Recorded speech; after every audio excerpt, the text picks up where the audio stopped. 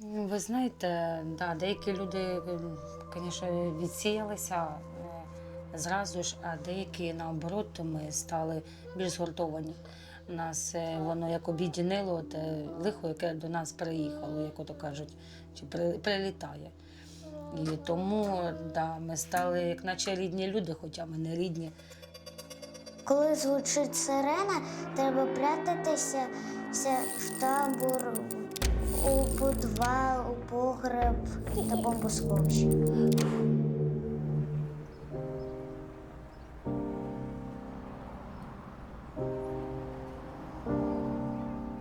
Ми приїхали з міста Гуляйполе, Пологівського району. Зараз знаходимося в місті Запоріжжя.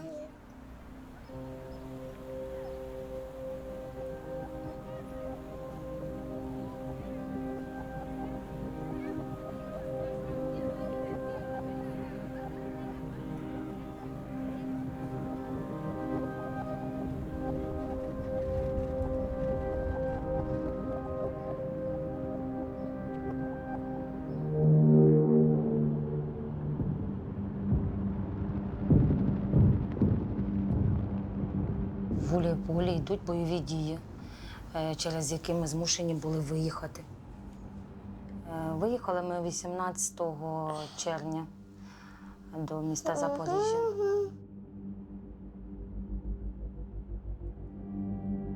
Для мене розпочалася війна о 4 ранку, 24 лютого. Мені не спалося. Я вирішив починити вдома, в мене протікали крани. І я в цей час включив телебачення. Другого способа защитить себя у нас не было. То же самое происходит и сейчас. Нам с вами просто не оставили ни одной другой возможности защитить Россию, наших людей, кроме той, которую мы вынуждены будем использовать сегодня.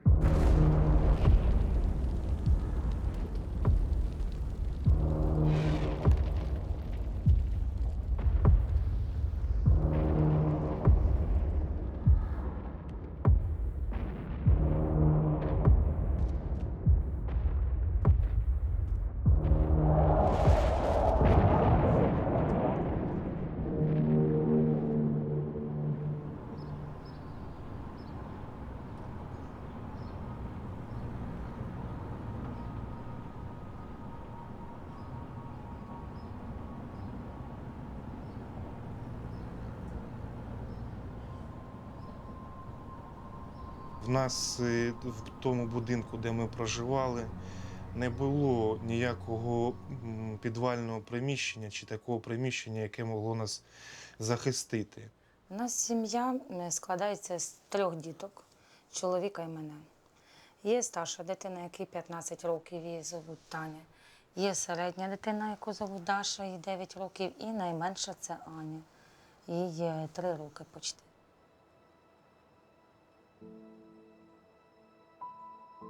Так що, виходить, якщо я правильно поняв, то дочка татова, а син більше мами, ні? Скорее всего, да.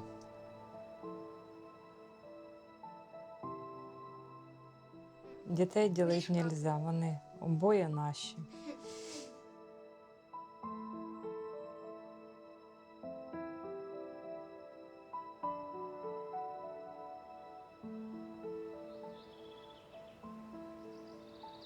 Давайте позгадуємо історію з підвалом, історію з тим. А як взагалі для вас почалася війна? По телевізору узнали, дивилися і все. Даже не пам'ятаю вже. Чесно, даже не Щось там по вспомню. телевізору передавали, що типа пологи захватили, потім почалась тривога, всяке таке. Сирени вили у нас.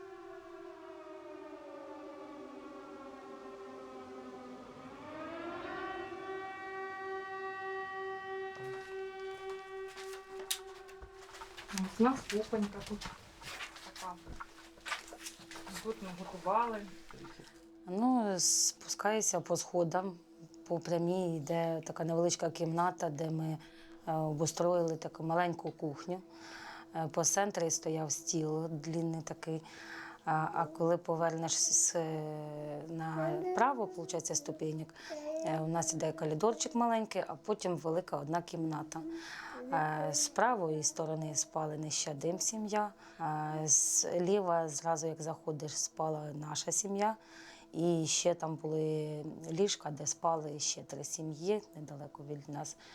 І ще там стояли 2 столи, де гралися діти за ними.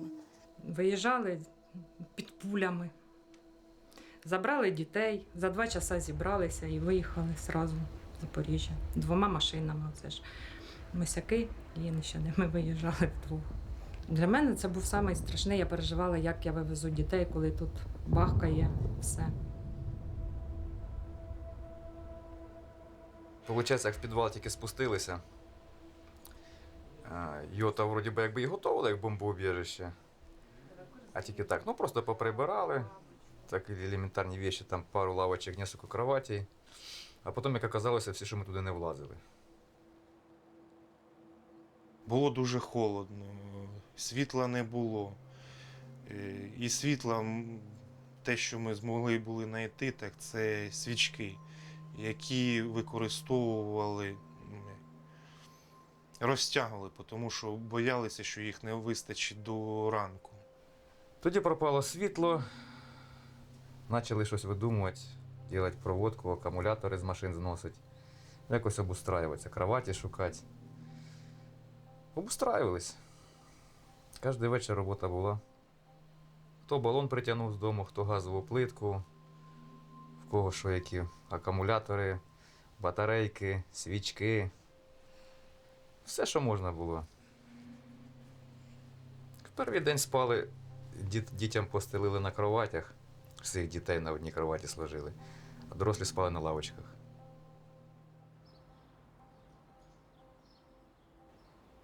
Друг другу допомагали, їсти варили одночасно, посуду мили. В нас були такі нюанси, навіть, що у нас діти прибирали, посуду мили. Це хазяюшка мамина, яка порядочок нам наводить. Ця хазяюшка наводить у себе тут порядочок в доміки. Мене в камеру. Ой, умнічка. Мене в камеру. Ну, кожен день в больницю ми ходили, то акумулятор поставити на зарядку, то води там принести. Ну, Буває, іноді в магазин треба з'їздити. ну. А на скутері як ти їздив? Ну, на скутері якраз в магазин їздили. Да, бачили. Посуду мили, замітали, ліжка складали. Не було такого, що бросили і пішли. Хлопці мусор виносили в нас. Треба було воду нагріти на костру. Вони нам воду гріли, так що всі не гуляли, скажімо так, не ходили, всі працювали. Це дуже важко морально видержати це кожен раз. Кожен день не було такого дня ізначально, щоб вони не стріляли. Кожен день були якісь прильоти, хай вони далеко були, але вони все одно були. І це дуже важко. Ми так з хлопцями посиділи, подумали, підвал хороший, видержав він. Ну, багато видержав, так що так бояться нічого. Постягували вниз всі огнетушителі, що тільки могли знайти. Постягували багри, все, сокири, все. Знайшли, як зробити запасний вихід, в случай чого. Ну, старалися предусмотрети все, як кажуть. В голові було чим зайнятися, над чим подумати і що його зробити, щоб його якось вже обезопасити. І ну, страшно, мабуть, тоді було, коли сиділи на вулиці, мамине день рождення. Треба було дров нарубати. Пішли з батьком по піньки, і тут чуємо свист. І ми як полетіли, я той піньок відкинув, непонятно куди. В підвал залетіли. Ото страшновато було. Кожного разу, коли діти чули вибухи, вони вже знали, що потрібно якнайшвидше бігти до укриття. Бувало таке, що діти виходили на вулицю, ми їм дозволяли кататись на велосипедах, грати в м'яча. Маленька каталась на самокаті. Як тобі пісочок? Так воно піска і випало. Аня, під глазом чорне. Діти подземілля гуляють в пісочку, типа. Ну як, ділилися самими елементарними, простими віщами, ліками, засобами гігієни. Ну, всім таким, що було саме необхідне в той час.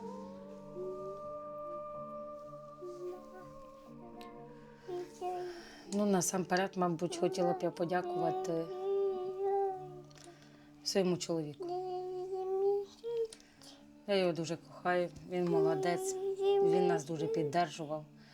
Він маленьке організовував світло нам в підвалі, ну все, щоб ми себе почували як найкраще.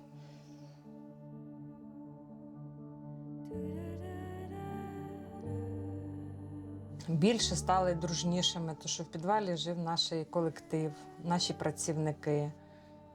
Ну, зарані за тижня-два планували, що виберемось, поїдемо в Покровку, поїхали, купили торт, шарики, подарунки. Ну як, це війна війною, дитини не можна в неї красти дитинство. Все одно день народження, це має бути праздник, це має бути якось, вона цей день жде, вона повинна від цього щось отримати.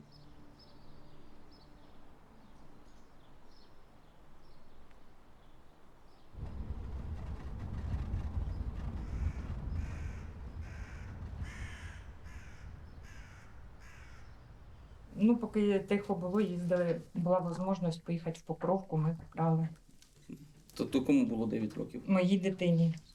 І заносили торт уже з запаленими свічками. Було для дитини був, звісно, шок. Вона не очікувала, що ми відкилясь візьмемо торт. І перші слова їй були: мама, звідки ти взяла? Ми все тут для дітей робили, щоб дітям було. Ну. Це неймовірно. Здрасте, з днем рождения тебе! Счастечко, здоровечко. Дивись. Дивись. Вот вам и сладенькое. Тарелки прямо на голову. Да. Загадуй бажання. Нікому ж не кажи. На, розовий, лови. Все, бери торт, іди угощай друзей. Да, ми тут. Сам на стол. Кажи, всі до столу.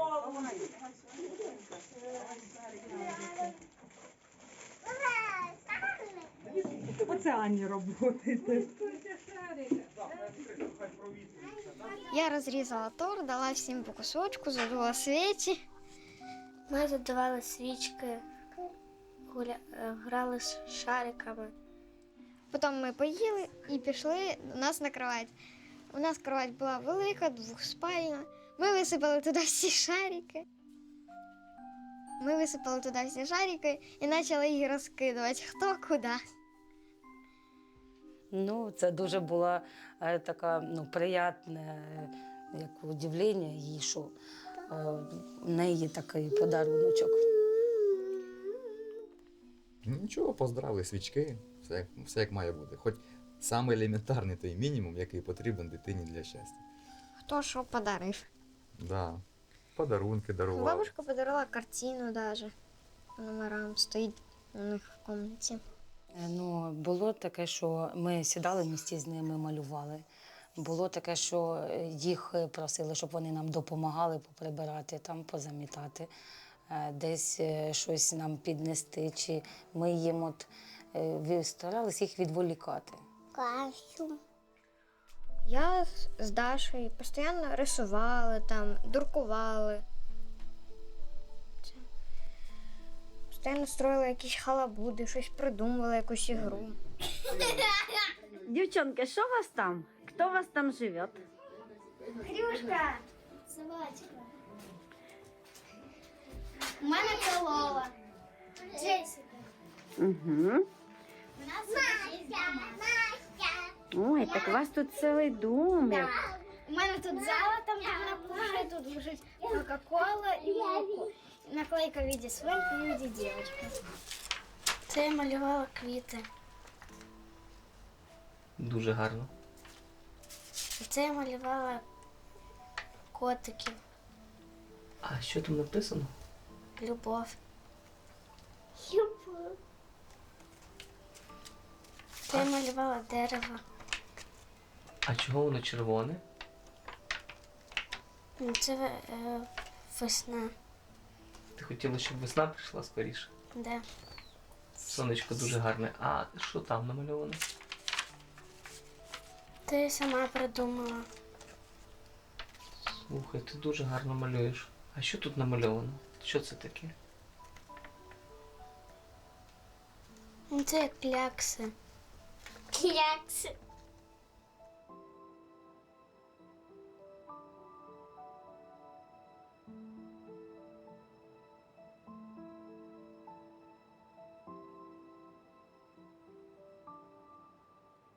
Мені здається, вона зараз одна у всіх. Щоб закінчилася ця війна, повернутися додому, там, де ми жили, там, де наш куточок, там, де і батьки, і ми, і всі ми були рядом. Повернутися в те життя, яке в нас було до цього.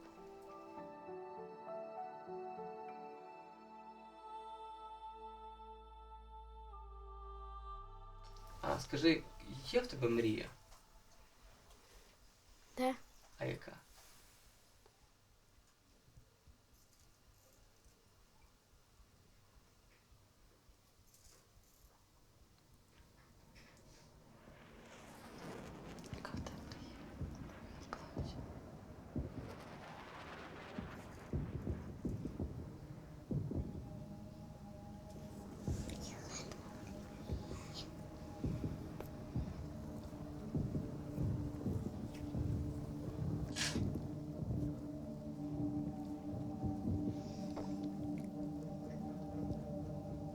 Все добре.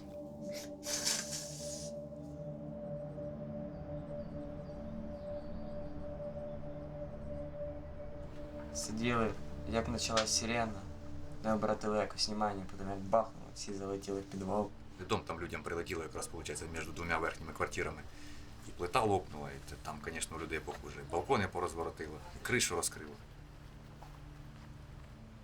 Ну, ви ж розумієте, що Гуляйполе саме це ноль. Ви зараз на нулі знаходитеся. Тобто від 3-4 кілометри від цього міста вже окопи, бліндажі і все інше. Військова техніка.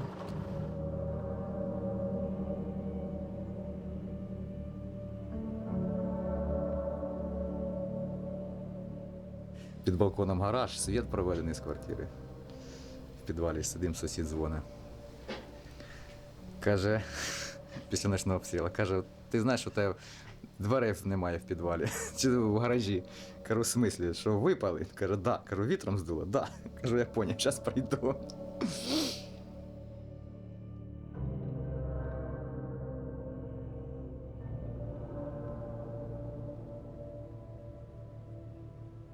Ну, ми не гуляємо там, де немає підвалу, ми гуляємо тільки біля підвала.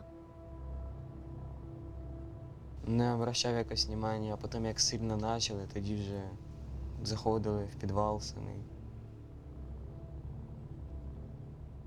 Кожного обнять, поцілувати, об'яснити, що батькам теж там нелегко було в тому підвалі. По мірі можливості старалися їм увагу приділяти. Я працюю електромонтером в електричних мережах. Постановлюємо лінії в межах своєї компетенції. Працюємо на роботі десь, ми ж город десь робимо, десь наверху. І город видно хорошо. Коли ти бачиш, починається обстріл і десь падає в сторону города, ти не можеш зрозуміти, куди конкретно, і знаєш, що десь там твої рідні, діти. І оцей момент, поки ти дозвонишся і тобі скажуть, що все нормально, оце саме дужче, саме страшно. Більше цінить почала все. Ух ти! А як це проявляється? В чому? Що з чого ви почали більше цінити? Що саме? тому що життя вона одна і є, треба жити для дітей, берегти свою сім'ю. Те, що підвал об'єднав більше.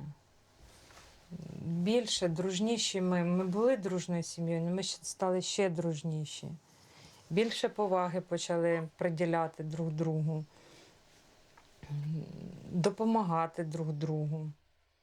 Ну, всі ризикують життям. Так само ж і поліція ж осталася в городі. Так само і комунальні служби, ви ж бачили, вони роблять, прибирають це все після цих всіх обстрілів, все, щоб город хоч на руїну не був похожий, хоч можна було спокійно пройтись, проїхатися. Комунальщики, вони що, так само життям не ризикують? Ті самі пожарники, які провозять воду в город. Воду возять із-за меж міста. 5 кілометрів, навіть більше, від города. Вони їздять, беруть воду і привозять питну воду людям в город. Та всі, хто остався, кожен щось чимось ризикує.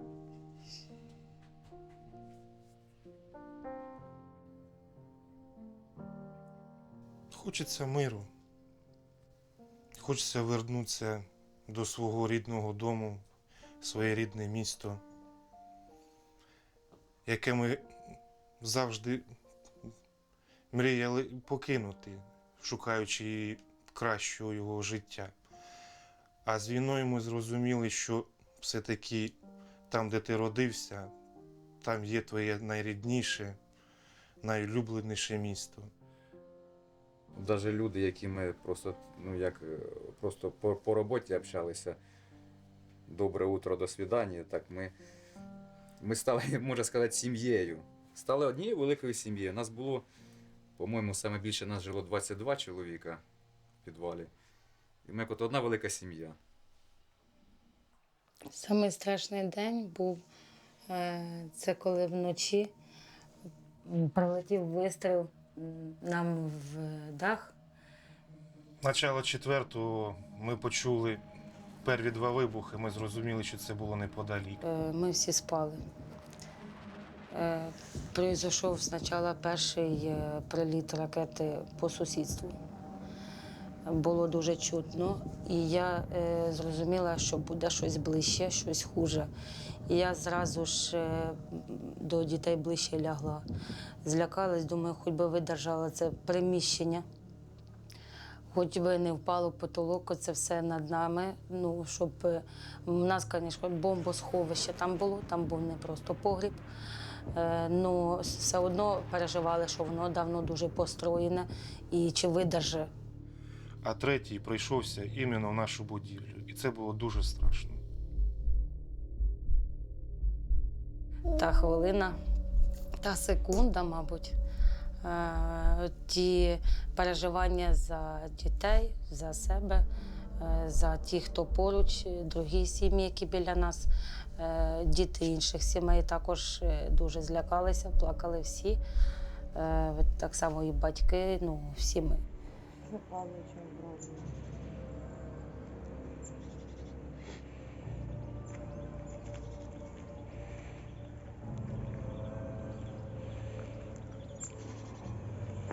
Машину не посікло.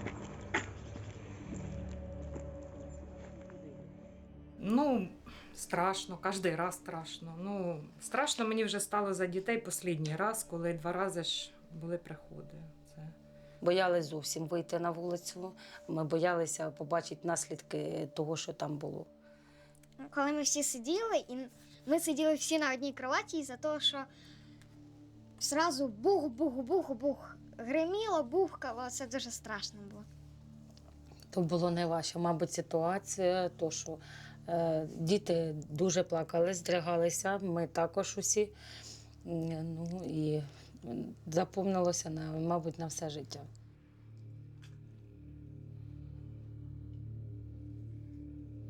Ти не пам'ятаєш, тому що не хочеш пам'ятати? Так. Ти хочеш це все забути? Бо було дуже чутно, дуже страшно в тому хвилину. Тоді, коли нам попало в дом, там, де ми були, ховалися, страшно. Холодно.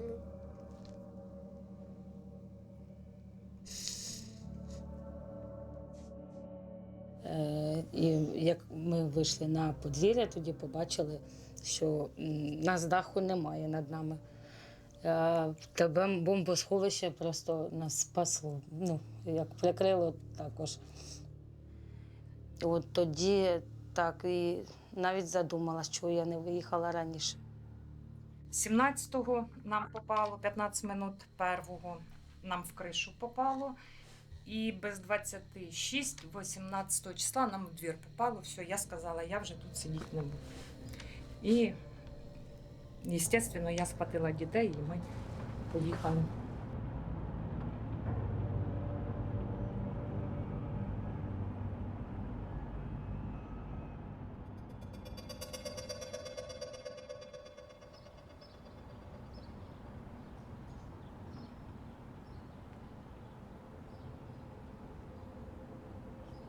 Страх присутствує постійно, но тільки якщо жити постійно в страхі, можна кришею поїхати.